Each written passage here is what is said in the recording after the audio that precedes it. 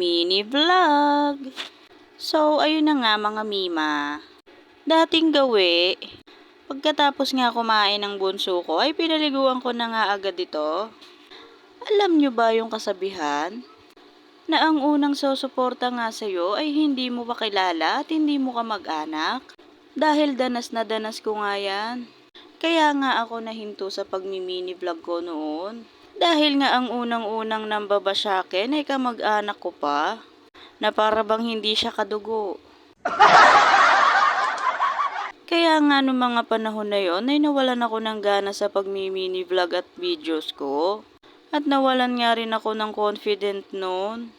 Pero wala na nga siya ngayon, kasama na nga siya ni Lord. Ang sakit nga lang isipin, nakadugo mo pa nga ang unang-unang manghihila sa'yo pababa. At ang unang susuporta nga sa'yo ay ang hindi mo pa kakilala at kamag-anak. Pero okay nga lang dahil hindi naman lahat ng tao ay mapiplease natin na gustuhin nga rin tayo. Ang importante nga ngayon ay babangon ako at gagawin ko nga ang gusto kong gawin dati pa. Hindi ko na nga lang iintindihin ang mga sasabihin ng mga basher. Dahil wala naman silang ambag sa buhay ko, na para bang may ambagan. Uy, hindi ganon. So, ayun na nga, na-share ko na nga sa inyo kung bakit nga ako natigil sa pagmi-mini vlog ko noon. Pero dahil okay na ako ngayon, ay itutuloy ko na nga ulit ito. Maraming salamat sa mga sumusuporta, pati na rin sa basher.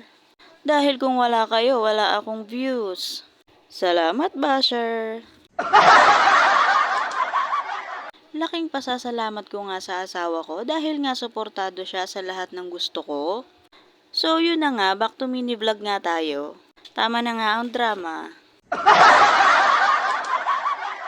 Dahil nga holiday ay sinamantala ko na ngang maglaba.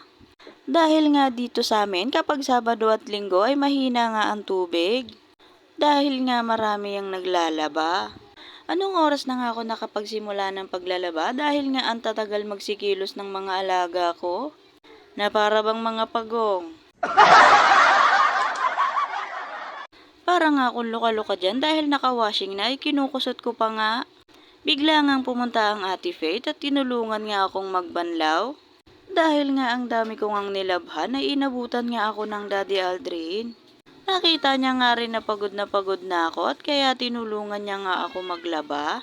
Laking pasasalamat ko nga sa Daddy Aldrin dahil nga kahit pagod siya galing trabaho ay tinutulungan niya nga ako sa gawaing bahay. Habang naglalaba nga ako ay bigla nga nagwawala itong batang ito at gustong dumede. Kaya nga matagal akong nakatapos sa paglalaba ko dahil sa batang ito.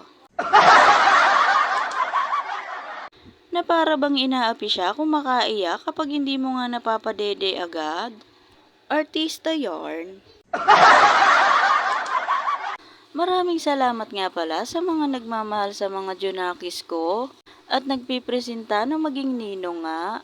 Ang sarap lang sa pakiramdam na may mga nagmamahal sa mga anak ko. Nagulat nga siya sa ilaw ng cellphone ko kaya nga ganyan siya kung makatingin. Gusto niya nga ring lumapit sa cellphone ko niyan kaya nga ganyan ang postura niya. Macho yarn. Pagkakatapos niya ngang dumede ay nakakatulog na nga rin agad siya kaya nga hindi na ako nahihirapan. Huwag nga lang mag-ingay ang mga atit kuya niya. Yun lamang po for today's video. Maraming salamat sa panonood. Bukas po ulit. Bye-bye!